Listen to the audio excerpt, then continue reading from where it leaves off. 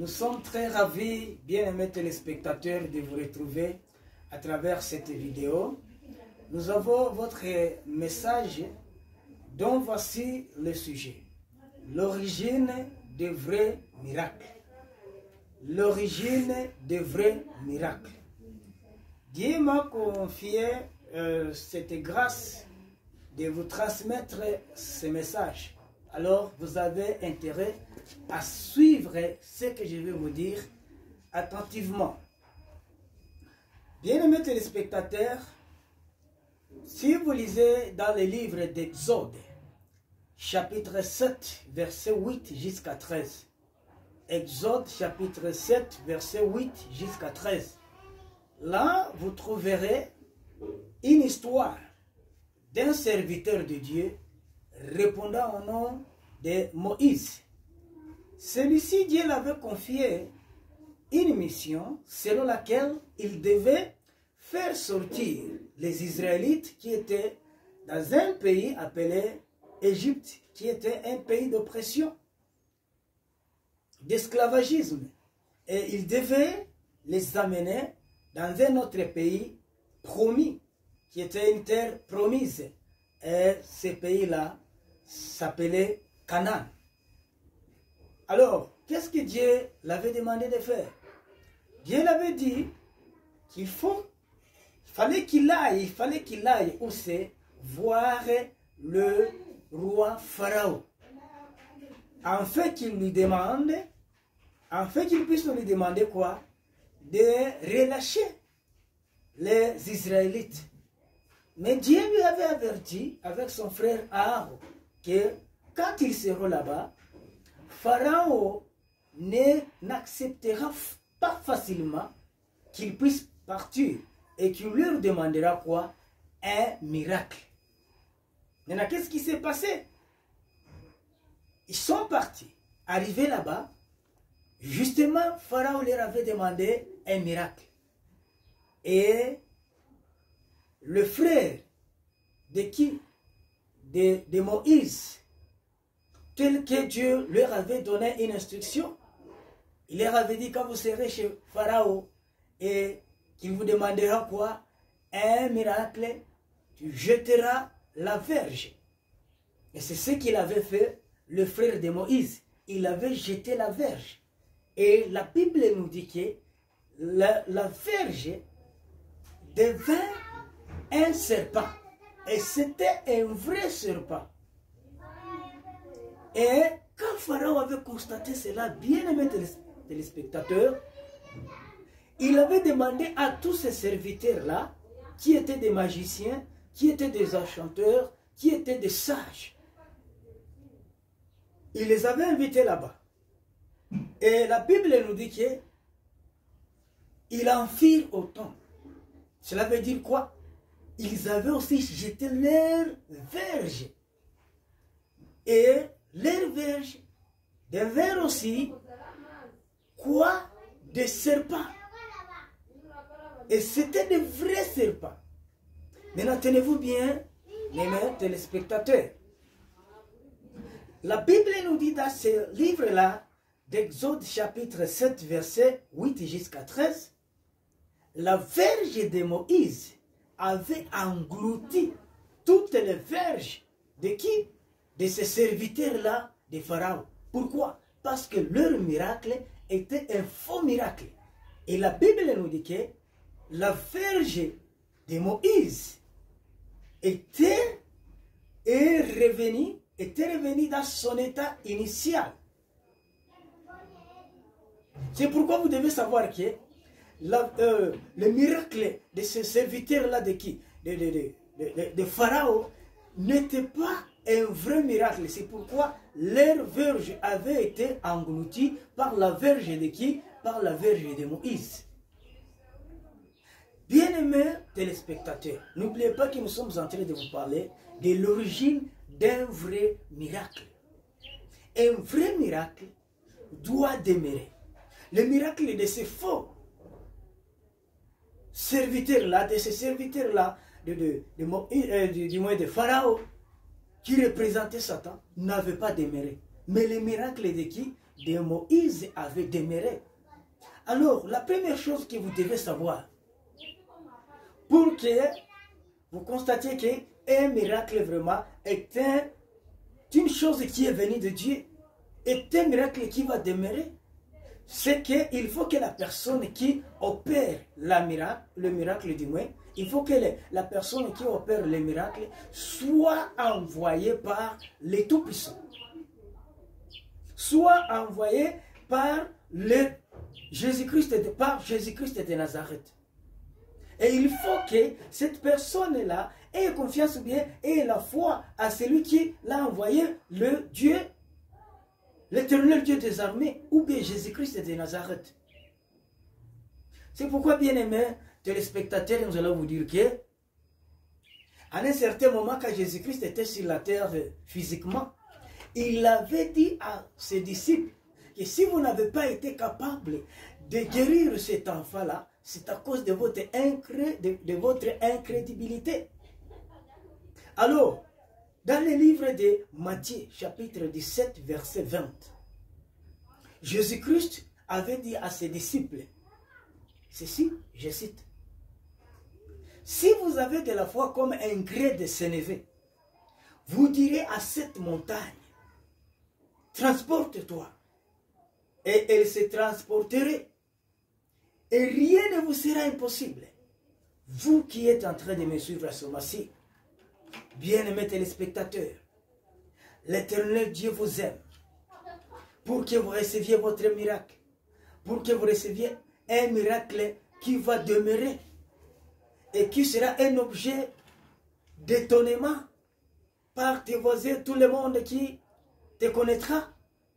Il faut que vous continuez à avoir la foi en Jésus-Christ. Donc c'est le premier signe qui montre un vrai miracle.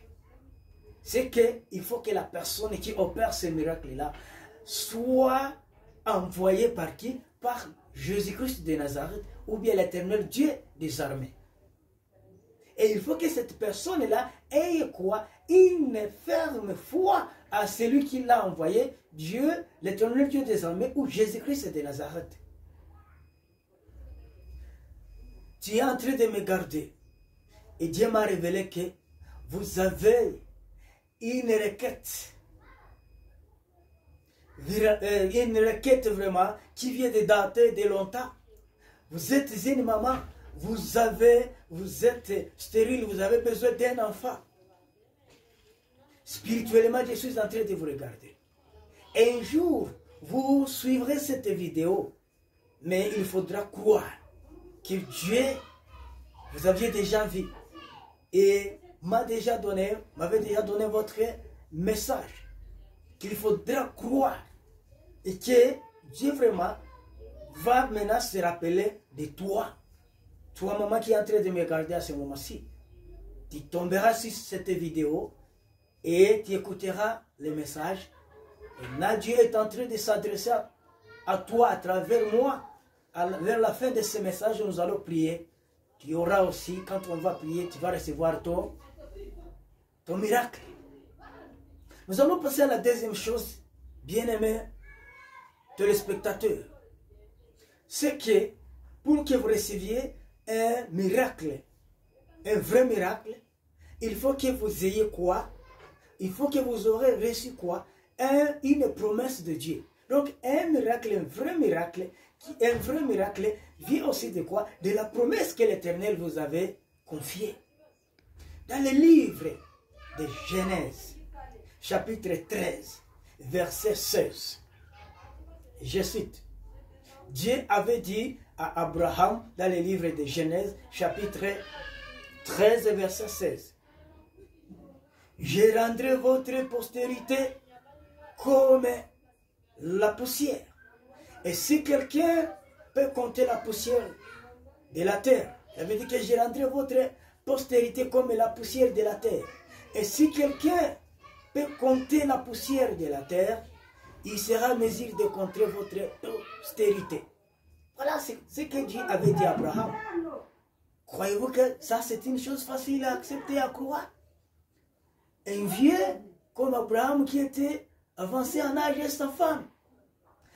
Dans le livre de Genèse aussi, chapitre 17, verset 17 jusqu'à 20, Dieu avait promis encore à Abraham qu'il lui donnera un enfant, un fils.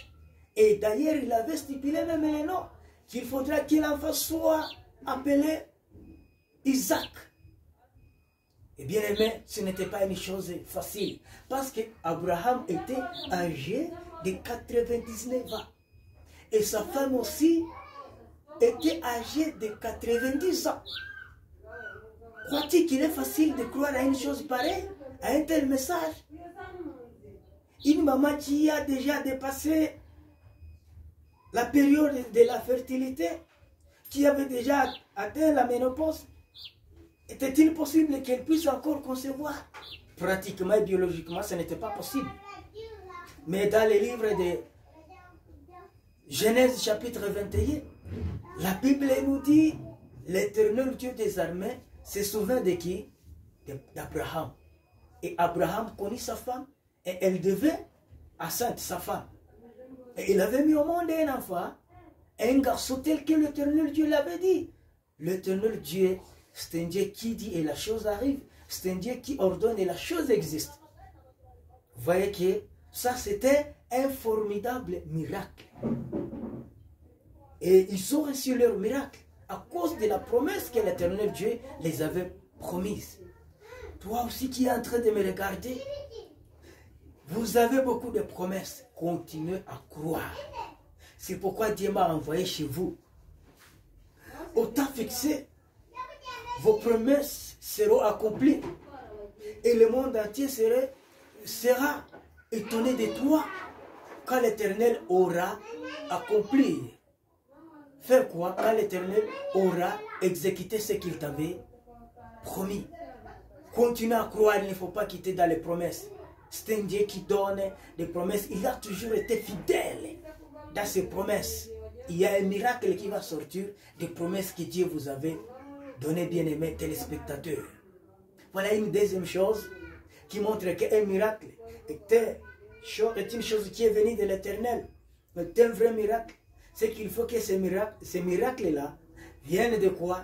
De la promesse que Dieu vous avait donnée. La troisième chose que nous allons voir, qui est la dernière, c'est que le vrai miracle vient de la prière. Vient de la prière. Quand vous priez, que vous gênez, dans la vérité et dans l'esprit, l'Éternel ne manquera pas à vous donner ce que vous l'avez demandé.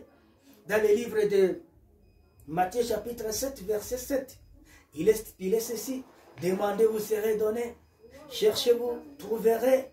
Parce que la Bible nous dit que j'aime ceux qui m'aiment et ceux qui me chercheront me trouveront.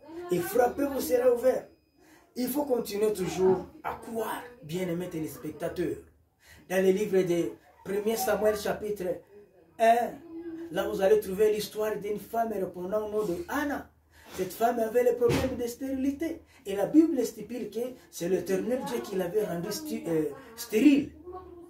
Elle avait une rivale, une mauvaise personne, qui l'a fortifiée, qui l'a mortifiée du moins. Elle faisait beaucoup de mortifications contre elle. Et elle l'importunait, elle la méprisait, elle la critiquait.